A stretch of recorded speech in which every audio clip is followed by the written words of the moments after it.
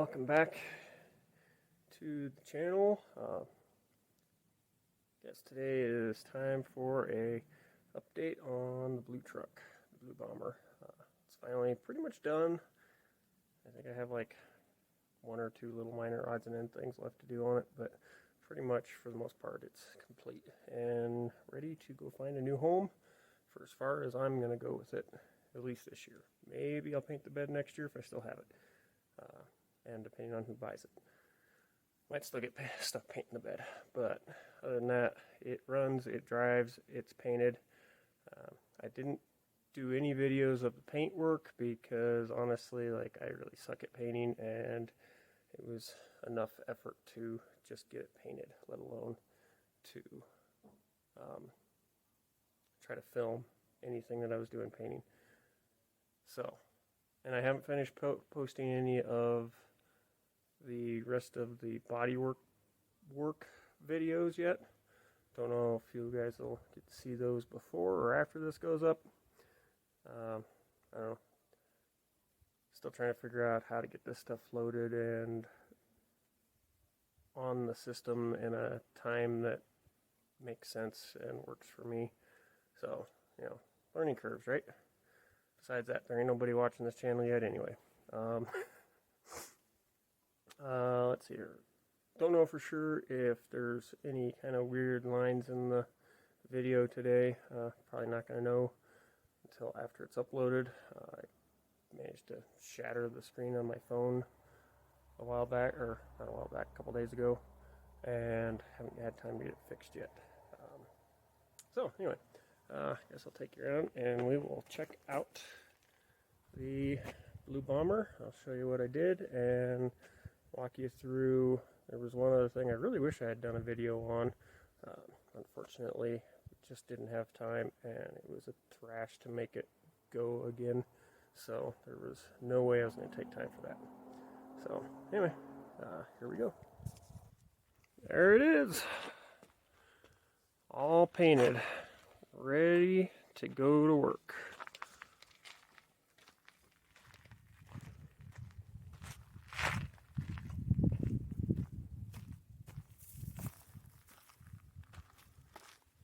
So it's got the bumper off the silver truck on it.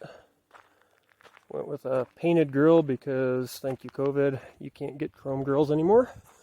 And besides that, the painted one was half the price. So I figure, why not? Good enough. Yeah, this thing has been a royal pain. Like a royal pain. Ever since I got it painted. Seems like everything keeps breaking on it. It's got a nice new windshield. We did the upgraded towing mirrors. Interior, nice new headliner. I mean, none of this is new. It's, new to this truck. New, not new.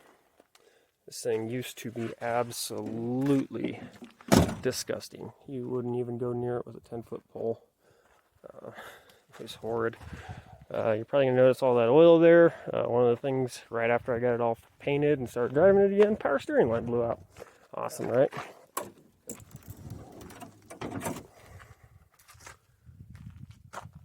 Some nice new headlights. We got I need to wash it, but got a new starter. The starter went out. The alternator went out. All this since I started driving it. Oh, I guess I need to put a zip tie on that, don't I? Ha! That's funny. So, fun part. This bad boy blew the living tar out of the governor assembly last Sunday driving home. Like, shredded it. Destroyed it.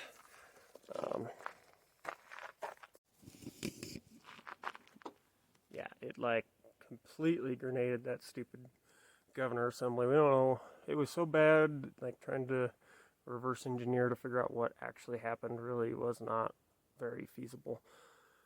What we do know is that the hub assembly that holds the governor together cracked. We know that the timing indicator got out of place far enough to break off the head of one of the bolts that holds the governor housing to the pump. And yeah, when that came off, and that holds a big heavy duty washer. When that all came off, that got into a lot of, high speed spinning things and went around and didn't do good things, and in the end tried to make that washer from an inside part to an outside part going through the little inspection cover where you can pull the governor springs. So that was pretty cool. It pretty much just shut the truck off going down the highway at 75 miles an hour. Yeah, pretty cool, right? Didn't put a pump in it and didn't take it to anybody to have it rebuilt, which is why it would have been kind of fun to do a video on this, because I don't think there's anybody out there in the world.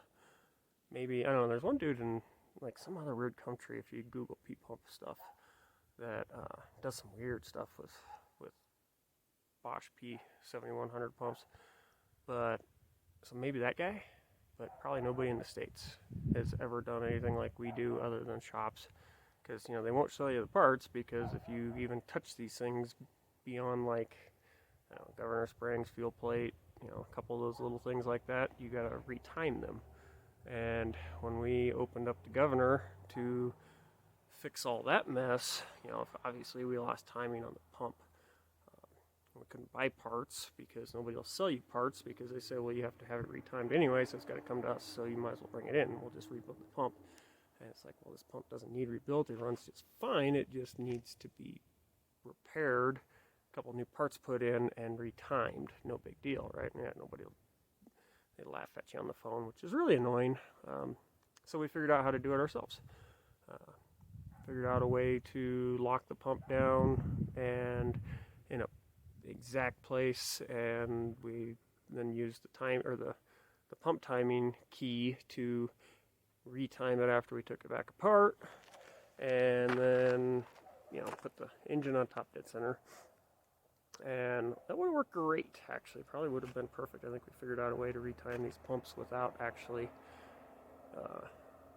needing a flow bench if you have to take the governor apart. But the problem is, when that timing indicator hit whatever it hit, and whatever happened there, it threw the pump out of timing, and it also slipped it on the pump gear too. So not only did we lose sync timing between the pump and the motor, we also lost timing inside the pump. So our little rig, while it was ingenious and worked flawlessly, doesn't help you when the pump slips timing internally as well. So the way we end up getting around that is, we don't have a flow bench, but that big giant hunk of metal right there is a flow bench, just not one that has gauges and stuff that you can read. So we just took that concept and figured out a way to find top dead center number one on the pump, and then just loosen the gear up, rotated the motor back around to top dead center to where the alignment pin worked, and from there we had to adjust it one more time to get it dialed in. But I mean, she runs great, firing up, runs like a top again.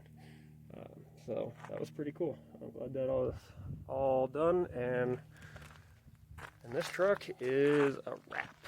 No more blue bomber work. I say that, and something else is probably going to break, right? Because that's the way this thing has been since I got it fixed. We'll see. Anybody want to buy it? It's a great, clean one owner. It is for sale. Next on the list, Silver Bullet P-pump swap. Yes, P-pump goodness on a 24 valve. Oh, and a big cam. I got a cam that was on my old white truck that I'm going to put on, because I had cloned to this guy only a regular cab in white, and actually you can see what's left of the cab right there.